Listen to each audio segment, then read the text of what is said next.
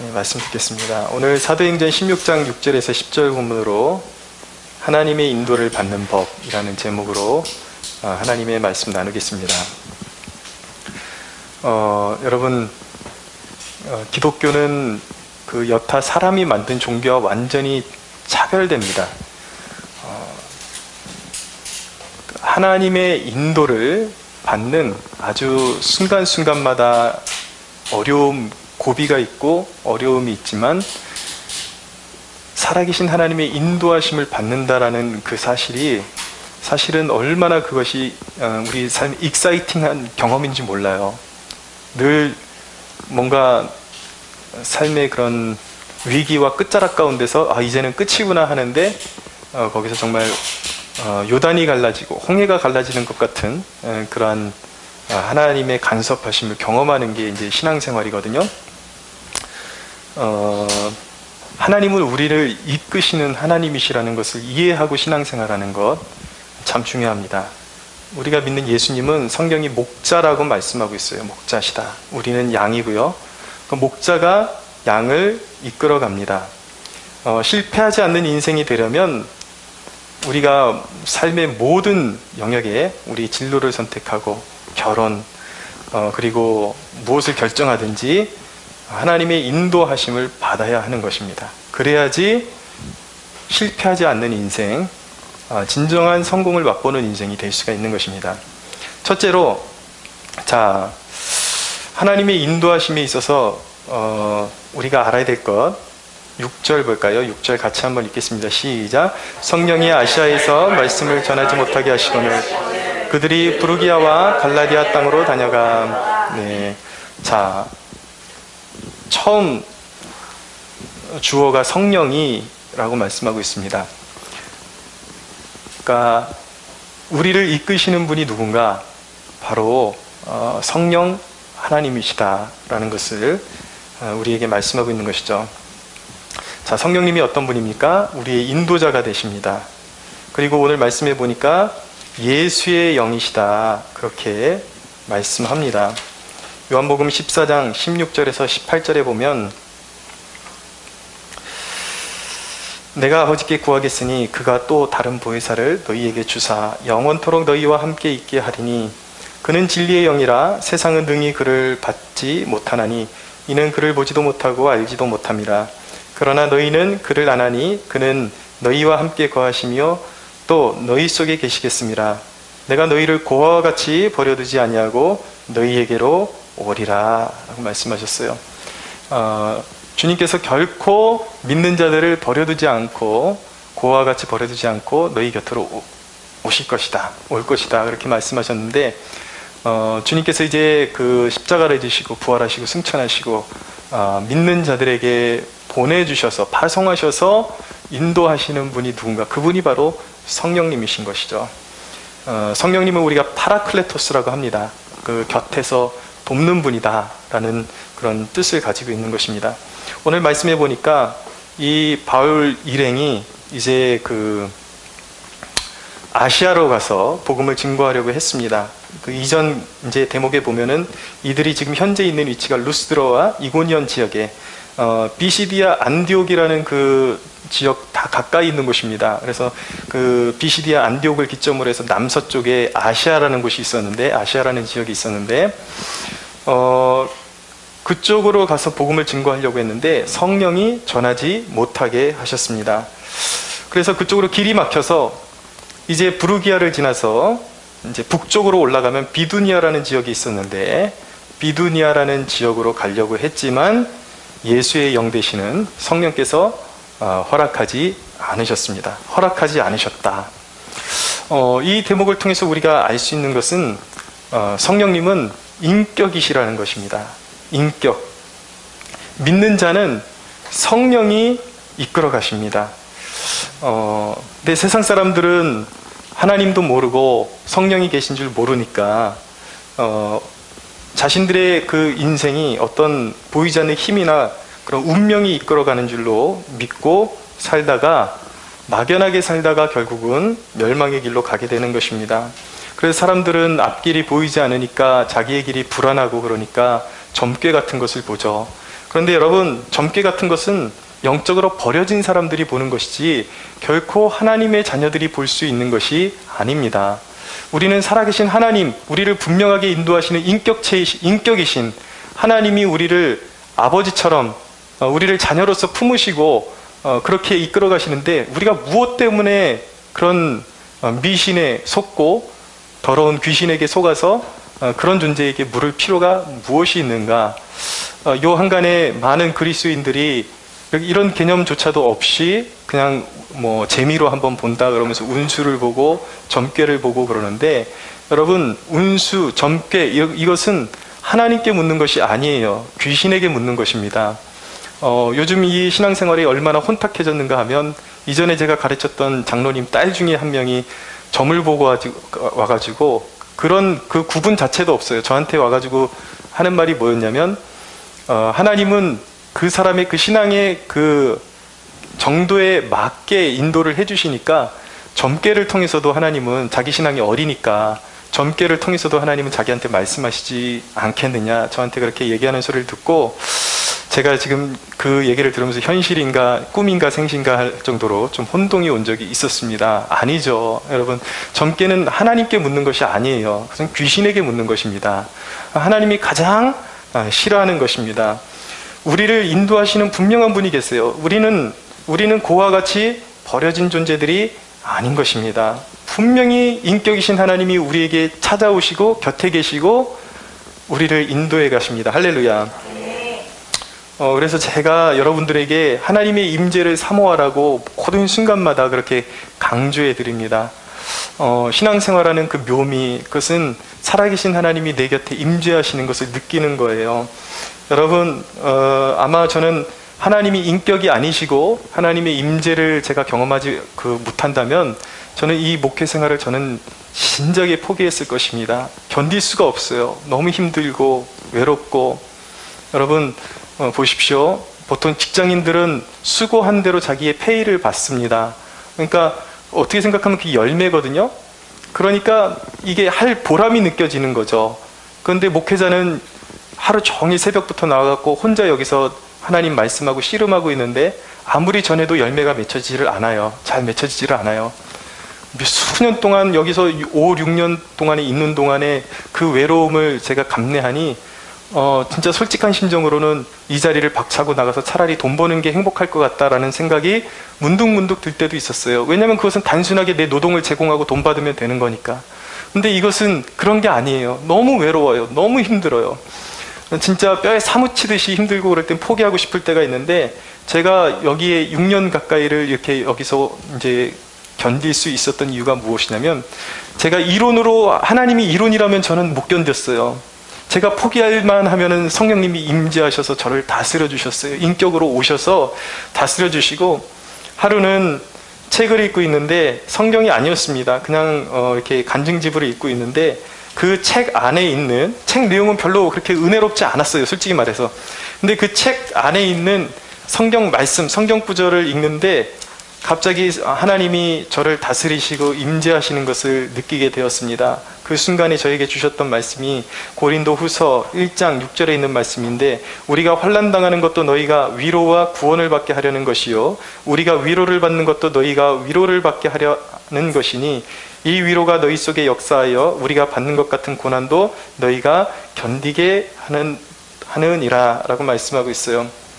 이 말씀을 읽는데 갑자기 제 그런 그 전율이 오는 거죠. 하나님의 임재라는 그 느낌이 있습니다. 성령님이 그 찬양의 가사처럼 따스한 성령님, 내 몸을 감싸는 그 따스한 성령님, 그 몸에 그 성령님이 인격이시기 때문에 이렇게 오셔서 제 몸을 감싸는, 제 몸과 마음을 감싸는 그런 따뜻한 평안함이 오면서 눈물이 주르륵 흘러내리죠. 그러면서 그 말씀이 이게 너에게 주는 말씀이다라고 이렇게 감동을 주시면서, 귀에 들리는 건 아니지만 진한 감동으로 귀에 들리는 것보다 더 선명하게 이렇게 말씀해 주시는 거예요.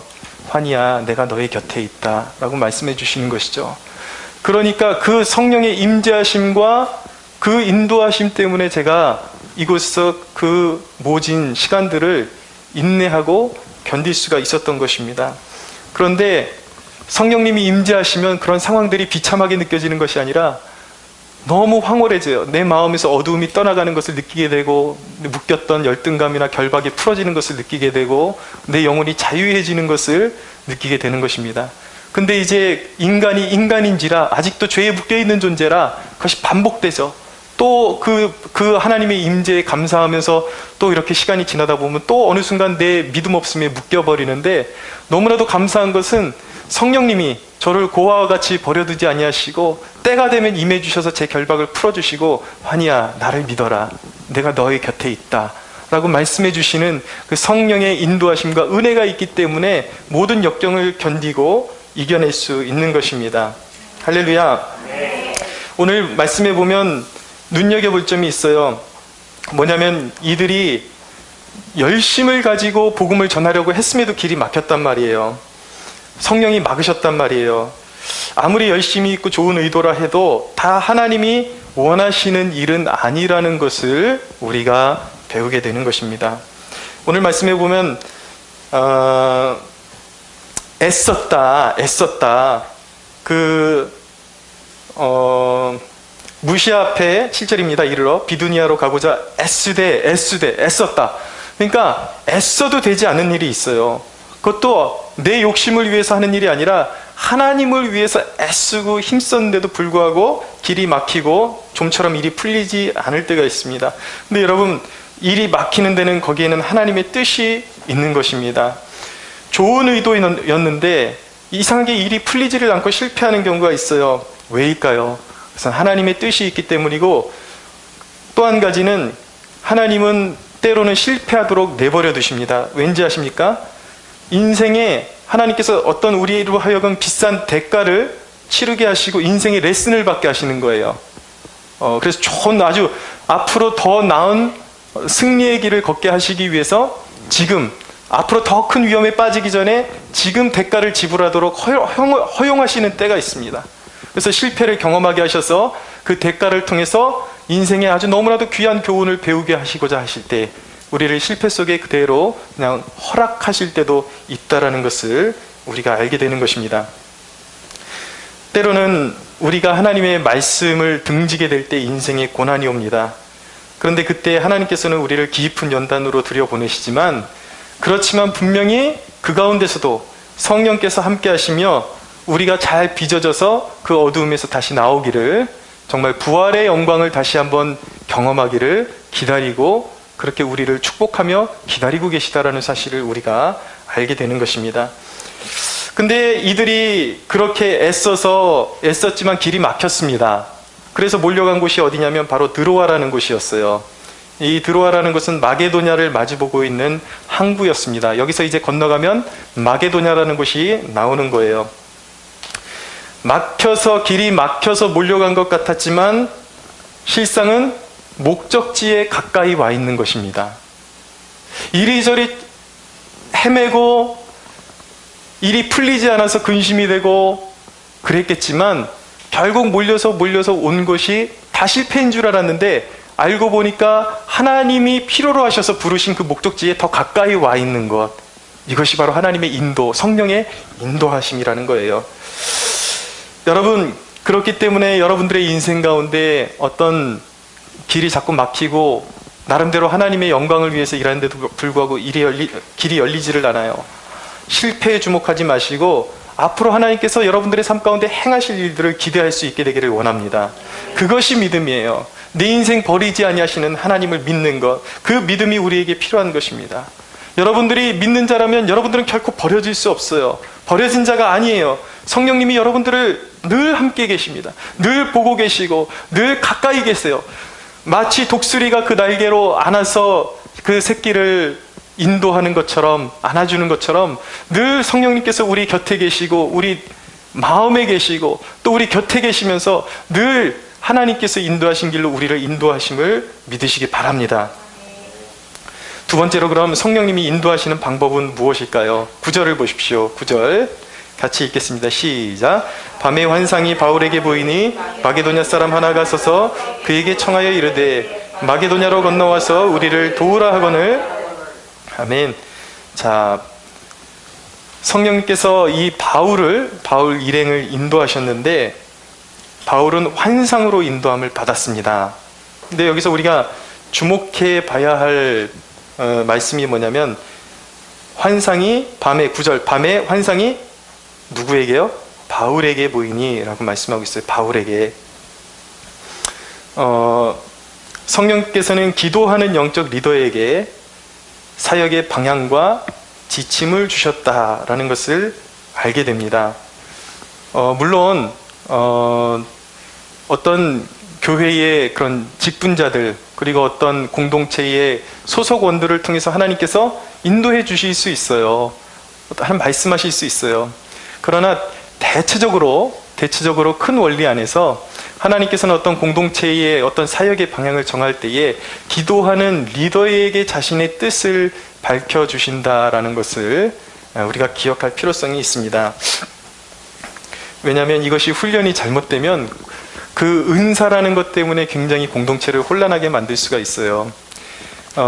예전에 제가 그 꿈을 꾸고서 이제 제가 그때 금식 기간이었습니다. 그래서 제 꿈에 보니까 알밤이 막 이제 그 알밤이 땅에 막 떨어져 있는데 우리 교우들이 그 알밤을 같이 막 이렇게 줍는 그런 꿈을 꾼 것이죠. 그래서 일단은 그것이 하나님의 신적 계시냐 아니냐를 떠나서 뭔가 기대감이 드는 꿈이기 때문에 그냥 그것이 내가 받은 하나님의 계시다 이런 차원이 아니라 그냥 우리 성도들에게 이런 기분 좋은 꿈을 꿨습니다 라고 그렇게 한번 얘기한 적이 있습니다. 그랬더니 어떤 그 친구가 저에게 제가 그러는 거예요. 제가 밤을 줍는 꿈을 꿨다 그러면 자기는 밤이 다 익어가지고 까져 있는 꿈을 꿨다 그러는 거예요. 그래서 항상 제가 뭔가 뭘 얘기하면 한 수 위에 걸 얘기를 해요. 그래서 제가 이렇게 이제 어떤 목표를 정하고 우리 사람들 몇 명 보내달라고 기도하자 그러면 자기는 기도하는데 하나님이 몇 명이라고 얘기하셨는데 목사님은 왜 이렇게 하시는지 모르겠다고 제가 뭘 봤다 그러면 더 높은 걸 봤다 그러고 제가 뭘 경험했다 그러면 더 높은 걸 경험했다 그러고 이거는 여러분 이런 거는 정상적인 어떤 계시의 영역에 속했다라기보다도 어떤 그 사람 안에 있는 경쟁 심리가 자꾸 이 꿈이나 이런 것들로 이렇게 투영돼서 나오는 거죠. 여러분 왜 영적인 리더하고 영적으로 경쟁하려고 하는지 이해가 되진 않지만 하나님은 반드시 어떤 중요한 일을 행하실 때에 대체적으로 그 공동체의 리더를 통해서 어떤 비전을 선포하게 하시고 방향성을 주시지 결코 그렇게 하나님은 질서의 하나님이시라는 것을 우리가 깨달을 필요성이 있습니다. 그래서 내게 주시는 감동들 이런 것들을 성경적으로 잘 구분해낼 필요성이 있어요. 제가 가끔 박보영 목사님 설교를 듣는데 이 박보영 목사님이 사모님이 안 계십니다. 그러니까 여기저기서 이 그 자매분들이 다 응답받았다라는 거예요. 내가 목사님 사모로 하나님이 나를 지명하셨다 그러면서 다 하나님 음성을 들었다라는데 여러분 하나님이 그러신 분이 아니잖아요. 하나님이 정하신 사람이 있다면 단 한 사람이겠지 막 여기서 그분 사역의 그 현장에서 10명도 넘는 그런 아주머니들이 이제 나이가 있으니까 아주머니들이 다 나도 하나님의 음성 들었다. 내가 사모감이라 그러더라. 이런 식으로 하면은 그것은 하나님을 욕보이는 것이죠. 여러분 그런 식으로 하나님께 계시를 받는 것은 아니다라는 것을 우리가 알아야 되는 것이죠.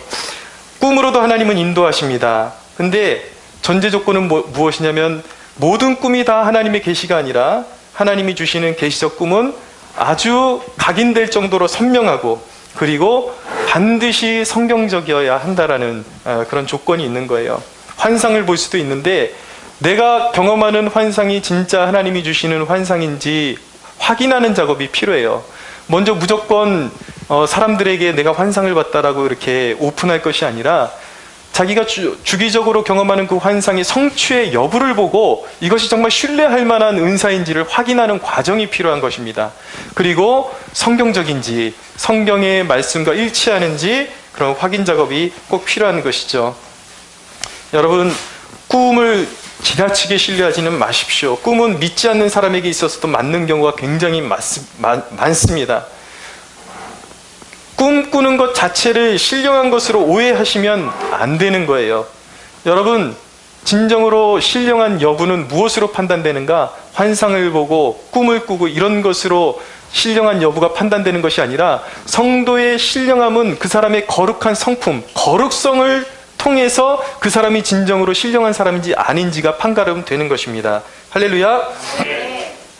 그래서 여러분, 우리는 이 하나님의 인도하심을 받을 때에 하나님의 자녀들로서 보편적으로 하나님의 인도받는 길을 우리가 알 필요성이 있어요. 세 가지가 있습니다. 대표적으로 첫째는 뭐냐면 말씀으로 인도함을 받는 것입니다.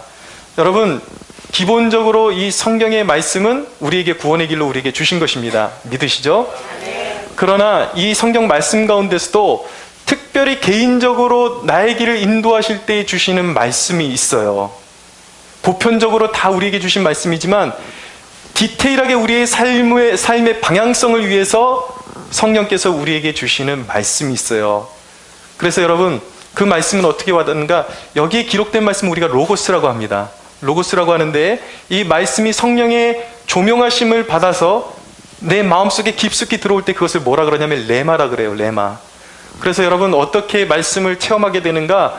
여러분들 성경을 계속 읽다 보면요, 어느 대목에 딱 봤는데 눈이 유난히 갑자기 이 말씀이 갑자기 이렇게 불쑥 튀어나오는 듯한 그런 경험을 할 때가 있습니다. 사람마다 그 경험하는 느낌은 달라요. 어떤 사람은 말씀이 불쑥 튀어나와서 갑자기 이 말씀이 나한테 말을 걸어오는 것 같은 느낌을 받았다고 말할 때도 있고, 어떤 경우에는 어떤 말씀을 읽는데 어떤 대목에 가서 이해할 수 없는 복받침이 오릅니다.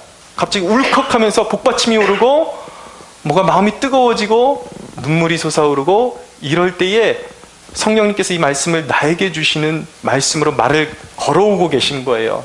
그렇게 성령님은 우리에게 인도해 가십니다. 두 번째, 기도 중 감동으로 인도하십니다. 기도도 하다 보면 매번 그렇게 감동이 있는 것은 아닙니다. 기도의 습관을 들여서 기도하다 보면 어느 순간, 어느 날 갑자기 기도하는데 친한 여운이 오고 어떤 그런 말씀이 내 안에 임하는 것, 그리고 어떤 감동이 내게 임하는 것, 어떤 경우에는 마치 음성이 들려오는 것처럼 느껴질 때도 있지만 어떤 경우에는 음성이 전혀 안 들리는데 내가 뭔가를 행동을 해야 되고 뭔가 순종해야 될 것 같은, 누군가 예를 들어서 누군가 내가 지금 도움이 필요할 것 같고 그 사람을 위해서 중보해야 될 것 같은 그런 느낌이라든지, 아니면은 어떤 사람이 굉장히 경제적으로 어려워하고 있는데 내가 지금 가서 그 사람을 도와줘야 될 것 같은 그런 압박감이라든지, 이런 감동이 밀려오게 되는 것이죠. 근데 여러분, 그런 감동이 올 때에도 역시 그것의 진위를 판가름하는 기준은 무엇이냐면, 그런 감동이 올 때도 그냥 섣불리 움직이는 것이 아니라 늘 성경 말씀을 읽으면서 그 말씀과 일치하는지 확인 과정이 필요하고, 하나님께서 어떻게 움직이시는지 대기 과정이 필요한 것입니다. 그래서 이렇게 상황을 보고 확고하게 그 상황을 하나님이 이끌어 가시도록 그렇게 우리가 이제 마음의 준비를 하고 있어야 되는 것이죠. 세 번째, 우리를 이끄는 방법은 바로 환경입니다. 하나님께서 나에게 분명히 말씀하시고 기도에 감동을 주신다면 반드시 무언가 환경이 변화되고 열리게 돼 있어요. 모르는 사람이 찾아온다든지 어떤 길이 열린다든지 이런 역사들이 일어나게 되죠. 그런데 여러분, 이것도 조심조심스럽게 우리가 가야 되는데 환경을 끝까지 살펴야 됩니다. 그러니까 이게 지금 환경을 봐서는 이것이 분명한 그 하나님의 길이 맞구나라고 그냥 이렇게 따라가다가 섣불리 거기가 종착점이라고 생각했을 때에 갑자기 하나님께서 다른 길로 틀어가실 때가 있어요. 그러니까 항상 모든 순간에 두드리면서 끊임없이 하나님의 뜻을 물으면서 주의 깊게 따라갈 때 성령님께서 우리의 환경을 주장하시고 문을 열고 닫으시면서 우리의 길을 이끌어 가신다라는 것을 알게 되는 것입니다. 근데 우리가 이렇게 어떤 그 성령님의 인도하심을 받을 때 어떤 감동이 올 때에 마치 1 더하기 1은 2다라고 그렇게 선명하게 확고하게 그렇게 다 설명하듯이 가르쳐 주시는 건 아니에요. 어떤 깊은 감동을 통해서 확신이 오게끔 만들어 주시는 것이죠. 그래서 그런 확신이 올 때는 하나님께서 이제 분명히 무슨 일을 하시겠구나. 그리고 그런 확신이 왔을 때 만나는 사람들, 그리고 열리는 환경들에 대해서 우리는 주의 깊게 보고 하나님의 뜻이 어디에 있는지 우리는 분별할 수 있어야 하는 것입니다. 그러나 여러분 믿으십시오. 하나님이 우리에게 주시는 길, 허락하시는 길은 애매모호하지 않습니다. 분명하게 알아볼 수 있도록 길을 열어주시기 때문에 여러분 하나님께서 열어주시는 길로 가면 우리는 형통하게 될 줄로 믿습니다. 9절을 보십시오. 9절, 마게도냐 사람 하나가 서서라고 말씀하고 있어요. 자, 환상이 보였는데 그 사람이 누구예요? 그 환상 속에 나타난 사람은 마게도냐 사람이었습니다. 어떻게 알았을까요? 이것도 성령의 감동으로, 이 직감이라는 것이 있습니다. 영적인 직감. 변화산에 갔을 때에 베드로와 야고보와 요한이 예수님 따라갔는데 예수님이 변화되는데 모세와 엘리야가 나타나는데 베드로가 언제 모세를 봤냐고요. 그런데 직감적으로 모세의 얼굴을 봤을 때에 저 사람이 모세이구나 라는 것을 알게 되는 것이죠. 하나님께서 행하시는, 성령께서 주도해 가시는 일에는 뭔가 마음에 감동을 주시고 어떤 그런 계시를 주실 때에 그것이 무엇을 의미하는지 우리에게 알아볼 수 있고 판단할 수 있는 그런 직감도 우리에게 주신다라는 것을 알게 되는 것입니다. 여기서 이제 마게도냐 사람이 나타나서 뭐라 그럽니까? 마게도냐로 건너와서 우리를 도우라 하거늘 우리를 도우라라고 말하고 있는 것이죠. 여러분, 우리가 성령으로 인도함을 받는 삶에 대해서 알아야 되는 사실이 있습니다. 성령으로 인도함을 받는 곳에는 우리를 반드시 필요로 하는 사람들이 있다라는 것입니다. 하나님이 인도해 주시는데 여러분들에게 단순히 그냥 돈 잘 벌라고 인도해 주시는 게 아니에요. 그냥 여러분들의 그냥 삶이 조금 편하게 펴지라고 인도해 주시는 것이 아닙니다. 그것을 우리는 사명이라고 말하는 것입니다. 우리를 인도해 주시는 데는 하나님의 뜻이 있다라는 것입니다. 우리를 필요하는 사람들이 기다리고 있다라는 것입니다. 그 사람들이 얼마나 부유하든지 얼마나 대단해 보이든지 그 사람들은 우리를 필요로 하는 사람들이에요. 그들은 영적으로 빈곤한 사람들인 것입니다. 우리가 사람들을 바라볼 때 그들의 외모를 보고 판단하는 것이 아니라 그들의 영을 보고 판단할 수가 있어야 되는 거예요. 아무리 대단하다고 그래서 그들이 영적으로 괜찮은 사람들이 아니라는 것을 우리가 알아야 되는 것입니다. 그 영혼들을 구원해내라고 우리를 부르신 줄로 믿으시기 바랍니다. 우리는 그리스도의 향기예요. 믿는 자들은 생명에서 생명으로 이르는 향기라고 말씀하고 있는 것입니다. 우리가 필요로 하는 사람들이 있기 때문에 그곳으로 부르신 것입니다. 여러분, 지금 저와 여러분들이 예배드리고 있는 곳, 이곳은 무려 2년 동안이나 새가 나가지 않았다고 해요. 주인 그 분의 얘기를 들어보니까 물론 여기 장소적인 열악함이 있어서 이곳에 이제 원래 여기가 호프집이었는데 들어올 때마다 족족히 망해서 나간 자리가 바로 이 자리입니다. 그래서 제가 여기 들어왔을 때 주변의 사람들이 좀 혀를 차면서 아유 거기 안 될 텐데 거기 들어오는 대로 망해서 나간 데인데 무려 2년 동안 비어있는데 하나님께서 저를 우연히 여기 연고지도 없거든요. 저는 연고지도 없는데 어떻게 하다 보니까 이 동네도 아닌 것 같아서 이제는 물러나려고 그랬어요. 그런데 그 부동산업자가 아주 조그만 공간이 하나 있는데 그래도 혹시 모르니까 한번 가보지 않겠느냐고.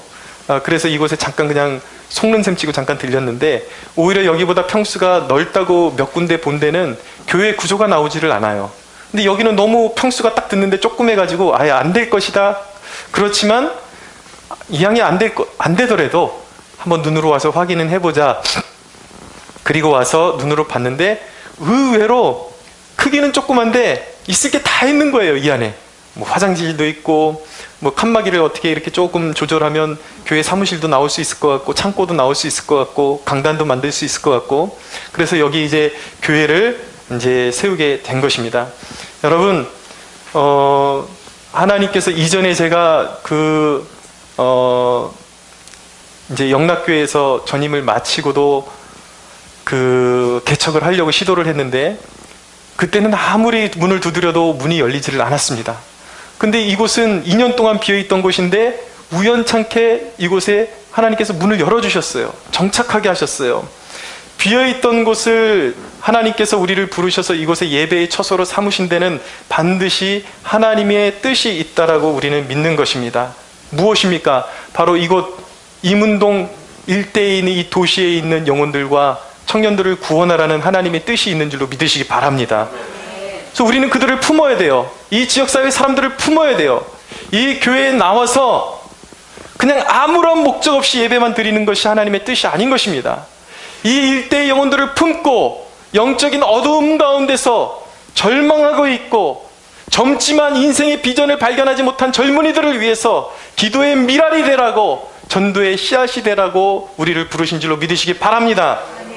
세 번째로, 그러면 인도하심에 대한 인간의 올바른 반응은 무엇인가 살펴봐야 되겠죠. 분명한 확신이 올 때에, 분명한 인도하심이 확고할 때에 우리가 어떻게 반응해야 되는가? 10절을 보시기 바랍니다. 10절 같이 읽겠습니다. 시작. 바울이 그 환상을 보았을 때에 우리가 곧 마게도냐로 떠나기를 힘쓰니 이는 하나님이 저 사람들에게 복음을 전하라고 우리를 부르신 줄을 인정함이로라. 아멘. 여러분, 우리가 곧 마게도냐로 떠나기를 힘썼다라고 말하고 있습니다. 하나님이 길을 여신다라는 확신이 올 때에는 망설여서는 안 되는 것입니다. 즉각적으로 순종해야 하는 것입니다. 이해가 가지 않아도 하나님이 그 길을 여셨다면 우리는 가야 하는 것입니다. 그런 생각하죠. 인간의 생각으로는 도대체 계산이 나오지를 않아요. 지금 상황에서 가서 생활비 문제, 애들 교육 문제, 이런 문제들은 도대체 어떻게 할 것인가? 아니에요. 하나님이 그 문을 여셨다면 하나님이 책임지십니다. 믿으십시오. 여러분, 왜 우리가 성령의 인도하심을 받아야 하는 것입니까? 왜 성령의 인도하심에 관심을 가지고 우리가 그 인도하심에 따라서 순종해야 하는 것입니까? 성령의 인도함을 받는 곳에 좋은 열매가 있기 때문인 것입니다. 가끔 그런 질문을 할 때가 있어요. 사람들이 내 집안도 아직도 구원받지 못했는데 내가 선교사의 꿈을 꾸는 것이 맞는가? 라고 그렇게 질문할 때가 있습니다. 그러나 여러분, 맞습니다. 내 가정이 아직 구원받지 못했다 할지라도 그렇다고 해서 선교할 수 없는 것이 아니에요. 하나님이 원하신다면 가야 하는 것입니다. 해야 하는 것입니다. 무엇이든지 하나님의 인도하심이 먼저예요. 내 뜻과 내 의향과 환경보다 하나님의 뜻이 우선인 것입니다. 할렐루야. 여러분, 하나님 안에 감추어져 있는 것을 내가 판단하려고 해서는 안 되는 것입니다. 왜 이런 곳에 보내시지? 여건도 아직 안 되는데? 그런 게 중요한 게 아니에요. 하나님이 말씀하시고 보내신다면 하나님이 원하신다라는 것이 더 중요한 것입니다. 여러분, 왜 마게도냐입니까? 왜 아시아를 막으시고 비두니아로 가는 길을 막으시고 왜 마게도냐로 건너가야만 했던 것입니까? 거기에 하나님의 뜻이 있었기 때문이에요. 거기에 좋은 열매들이 기다리고 있었기 때문인 것입니다. 하나님은 마게도냐가 유럽으로 관통하는 관문이에요. 첫 관문이에요. 하나님은 유럽을 염두에 두고 계셨습니다. 그렇기 때문에 바울 일행을 반대쪽으로 가게 하신 것, 좌우 옆으로 세게 하신 것이 아니라 있는 것을 곧바로 직진하게 하셔서 그 바다를 건너서 마게도냐로 건너가게 하셔서 빌립보 지역을 복음화시키시고 이후에 그것을 통해서 유럽으로 복음이 확산될 수 있도록 로마를 복음화시키시고 유럽으로 복음이 확산될 수 있도록 하나님께서는 큰 계획을 가지고 바울 일행을 부르신 것입니다. 여러분, 거기에는 놀라운 하나님의 비전이 있습니다. 왜 마게도냐일까? 아닌 것 같은데 그들이 불순종했더라면 오늘날의 선교 지도는 어떻게 바뀌어 있을지 아무도 장담할 수가 없습니다. 마게도냐가 열리고 빌립보가 열리고 유럽이 열리고 이후에 유럽의 복음화를 통해서 영국에서 미국으로 퓨리탄들이 건너가고 미국과 영국이 한국으로 중국으로 선교사들을 파송하고 그래서 오늘날 우리가 예수 믿고 이 자리에서 하나님을 예배할 수 있게 된 것입니다. 할렐루야. 하나님의 계획은 이미 바울을 마게도냐로 보낼 때에 그 마음속에 저와 여러분의 이름이 하나님의 마음 가운데 있었다는 것을 믿으셔야 되는 거예요. 놀라운 은혜인 것이죠. 그렇기 때문에 여러분, 중요한 것은 무엇입니까? 인도함을 받을 때에 왜 내 이성으로는 이 길이 더 옳은 것 같은데, 내 이성으로는 지금 승리해야 될 것 같은데, 내 이성으로는 지금 뭔가 돼야 될 것 같은데 왜 번번이 길이 막히고 안 되는 것일까? 왜 내가 원치 않는데 이 길로 가야 하는 것일까? 여러분, 로마서는 선포합니다. 깊도다 하나님의 지식과 지혜에 부요함이요. 우리는 하나님을 다 알 수 없어요. 우리가 판단할 수 있는 것이 아니에요. 하나님께서 말씀하신다면 우리는 그 길로 가야 하는 것입니다. 믿으십시오. 네. 여러분, 성령의 인도함을 받아서 살아야 하는 것입니다. 그것이 인생의 실패와 성공을 가르게 되는 것입니다. 성령의 인도를 받으면 역경을 뚫게 됩니다. 부활을 경험하게 됩니다. 그러나 육신대로 살면 실패하게 되는 것입니다. 종국적인 실패예요. 잠시 성공하는 것 같지만 실패예요. 끝내는 멸망이에요. 여러분, 우리가 이 대목에 관심을 가져야 하는 것입니다. 성령의 인도함을 받으면 살아야 되는 거예요. 로마서 8장 13절에 14절은 너희가 육신대로 살면 반드시 죽을 것이로되 영으로서 몸의 행실을 죽이면 살리니 무릇 하나님의 영으로 인도함을 받는 사람은 하나님의 아들이라. 누가 하나님의 아들이에요? 그냥 막연하게 예수 믿는 사람이 하나님의 아들이에요? 진짜로 예수 믿었다면 성령의 인도함을 받는 사람이 진짜 믿는 사람인 것입니다. 할렐루야. 네. 여러분들 가운데 진짜 믿음이 있는데도 불구하고 성령의 인도하심이 나타나지 않는다는 건 말이 안 돼요. 뭔가 문제가 있는 거예요. 여러분, 성령의 인도를 어떻게 받는 것입니까? 저와 여러분들이 하나님의 자녀인데도 불구하고 왜 성령의 인도하심을 자꾸 느끼지 못하는 것이죠? 꾸준히 기도하지 않기 때문인 것입니다.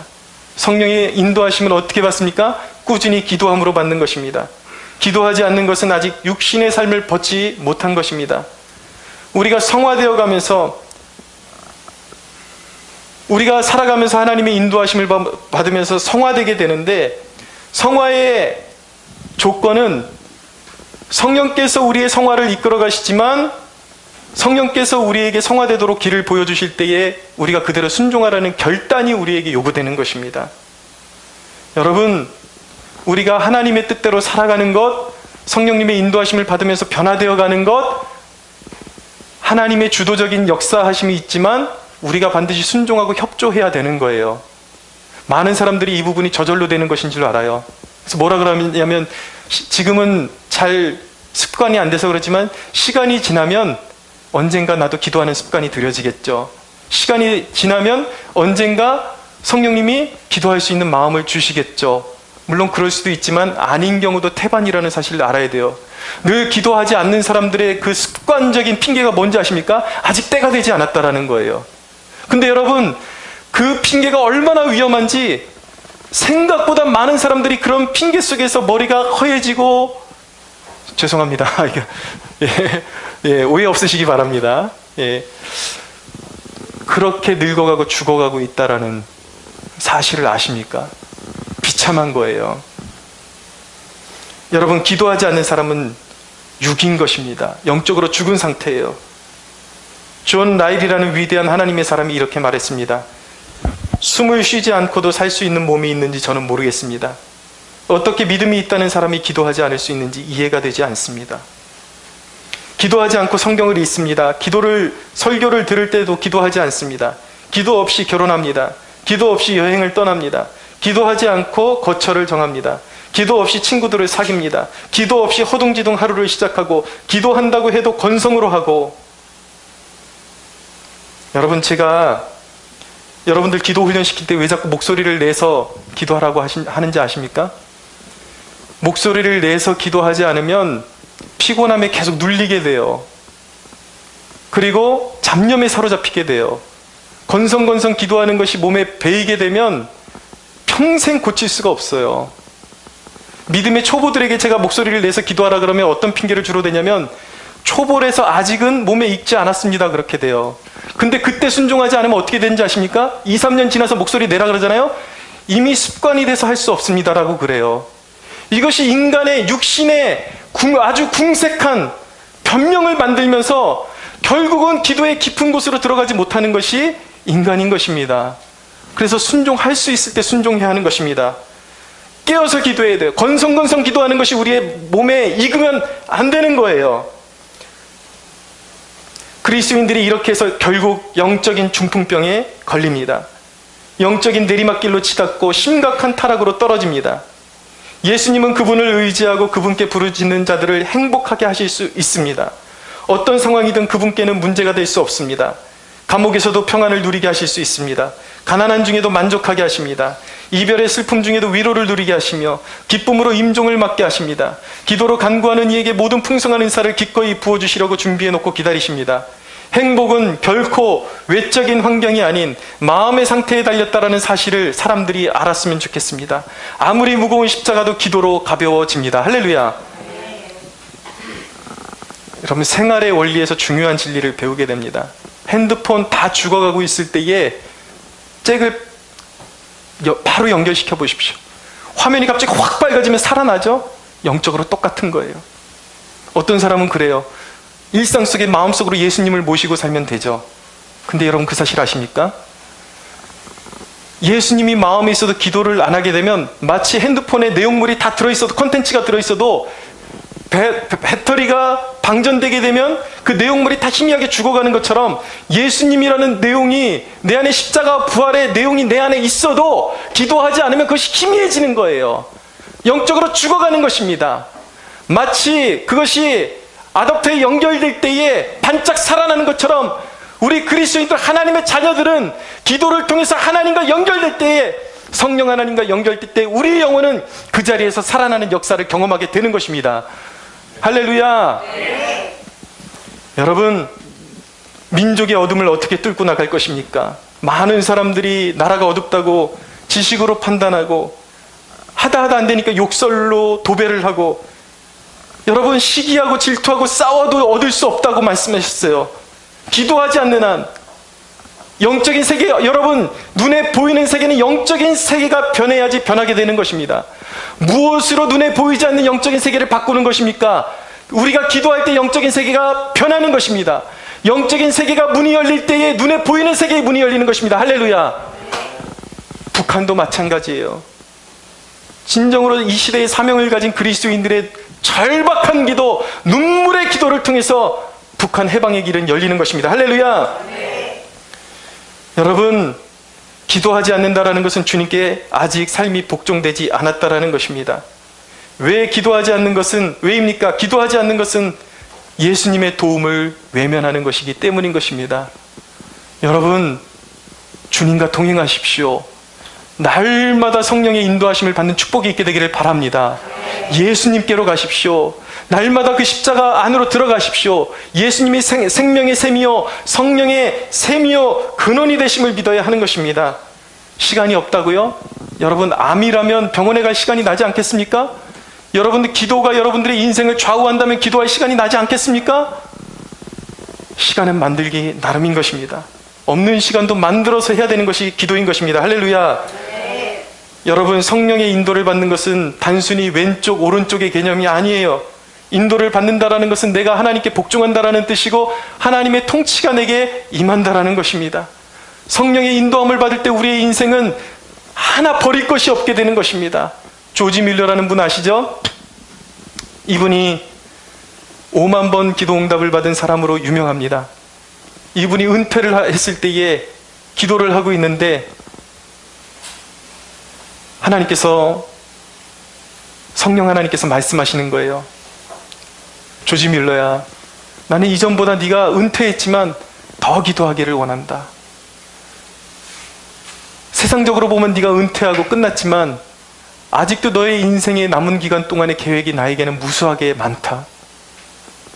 나는 네가 기도하기를 원한다. 조지 밀러는 인생의 끝까지 하나님을 붙잡고 기도했습니다. 여러분, 그가 기도했을 때 그의 인생의 짜투리까지도 하나도 낭비됨이 없이 하나님께서 그를 붙잡고 사용하시고 그의 설교를 통해서 많은 사람들이 영적으로 회복되어지고 변화받았다는 사실을 기억하시기 바랍니다. 저와 여러분 모두가 인생의 짜투리까지 낭비됨이 없이 성령의 인도하심을 받아서 하나님 나라의 존귀한 연료가 되고 도구가 되는 축복이 있게 되기를 바랍니다. 믿음으로 기도하는 자에게는 앞길을 보이실 거예요. 기도하는 교회를 통해서 민족의 어두움을 하나님께서는 반드시 밝혀주실 것입니다. 하나님께 영광의 박수 올려드리겠습니다.